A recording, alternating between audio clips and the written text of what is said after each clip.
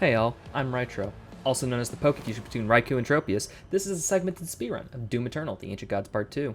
This category is 90%, where you need to get to the end as fast as possible, so glitches are allowed. This category can be played on any difficulty in the exact same way, up to Ultra Nightmare. If you don't like glitches, check out 100%, or the No Major Glitches category. They rely way less on glitches. Links in the description. This run is really fast paced, so I'm going to assume you have some base knowledge of the game. For more info, check out Bloodshot's any % no major glitches tutorial, also linked in the description. If you wish to run this game yourself, this can serve as a tutorial. If you don't want to run this game, or category, consider this yet another Speedrun Explained video on YouTube. Keep an eye on the input display on the top right of your screen. It'll show you what inputs are being made at what time. The run starts immediately with equipping air control. This room gives you greater control in the air, which is required for a trick happening right about now.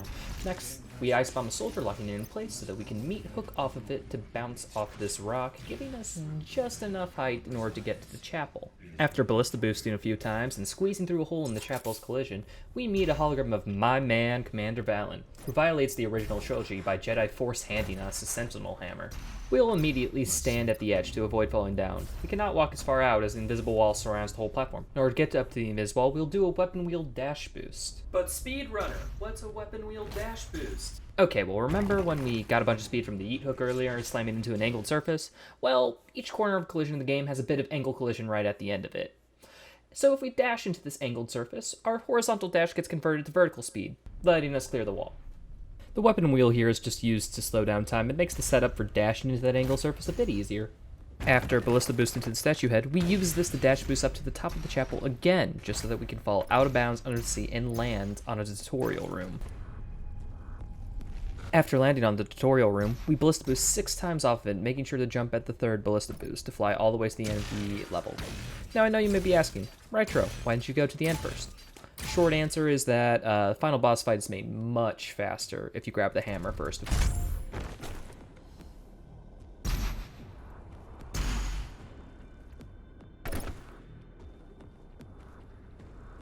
After landing on the platform and collecting the only sentinel crystal you don't need to smash a relic for, we exit the level in just over 1 minute.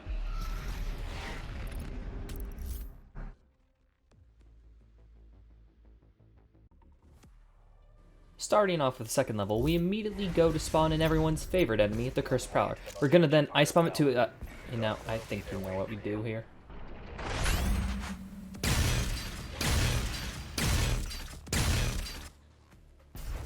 After ballista boosting over a whole map, we land on the final arena in the level and make our way to the edge of it.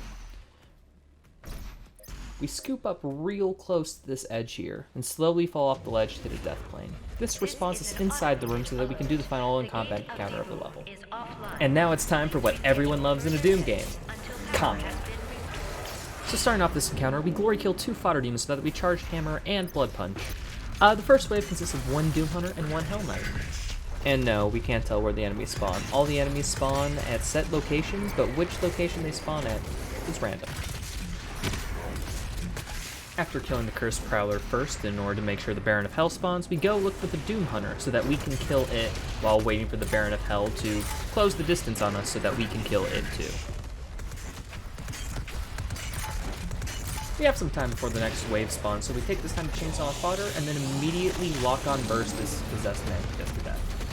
Unfortunately, the spirit is socially anxious, so it will not try to possess anything else, so that we can take this time to go and set up a BFG to clear the entire room, plus deal a lot of damage to the Archvile, so that we can kill it real easy.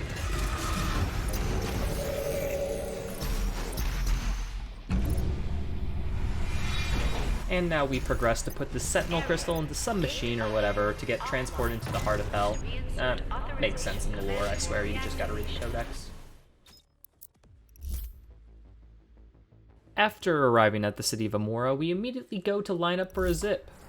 But Speedrunner, what's a zip? Short answer, we don't know. Slightly less short answer is that the game gives you downward momentum for dashing into a piece of slanted geometry. Zips are precise, so in order to set one up, we look down, lining ourselves up so that the crosshair is at the bottom of this black dot, right above this scuff mark. And we look at the top of this black scuff mark on the wall, and dash, and look where we are. I'm sensing a theme with all these levels. Alright, let's go back to that trick and slow it down so that we can analyze what's going on. So, we dash into this black scuff mark holding W the whole way through. After hitting the wall, we immediately flick our camera to the right in the direction of our new momentum, and slowly move our camera back to the left. This slow motion is really important as the air control rune helps us conserve more momentum the less steep we turn.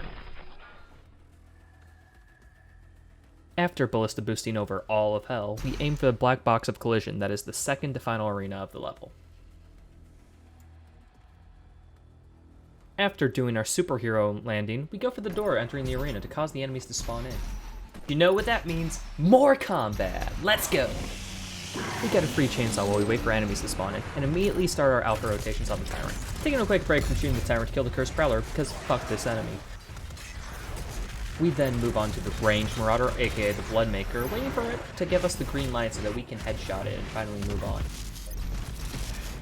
After dealing with the Bloodmaker, we BFG to kill the rest of the enemies in the arena while dealing a bunch of damage to possessed Baron that just spawned in.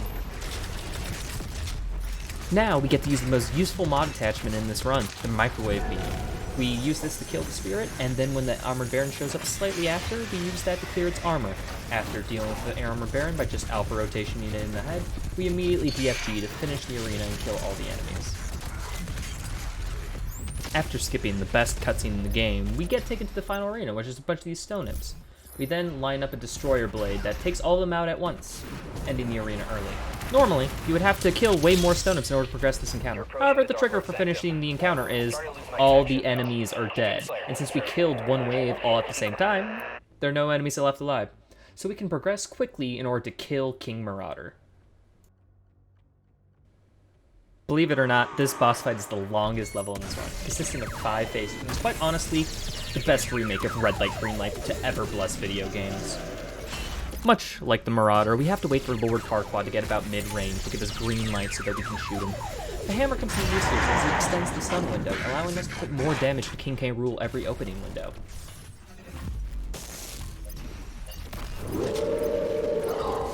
Optimal damage is using the Precision Bolt Super Shotgun combo until the Lord Voldemort gets out of stagger, while also sneaking in a Blood Punch at the end.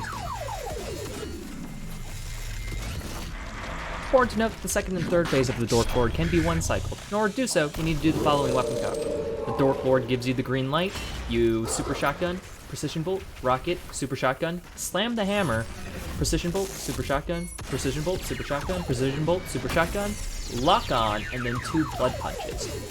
This cycle is hard to pull off, as the window to pull off the hammer is really tight, as well as you have to get nearly all point-blank shots with the Super Shotgun. If you ever mess up the one cycle, like some speedrunner, you can just use lock on to finish off the rest of the damage.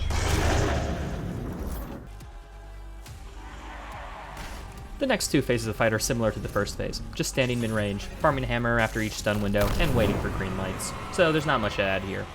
Let me take this time to say thank you all for watching. If you like the content, maybe hit that subscription button, ring that bell, honk that holler horn. It really helps out the channel, and really inflates my ego. I also stream on Twitch, twitch.tv/Rytro_. You can find me there weekly, where I'll be speedrunning Doom and other games. I'll now just let the final battle between me and Shadow the Hedgehog play uninterrupted.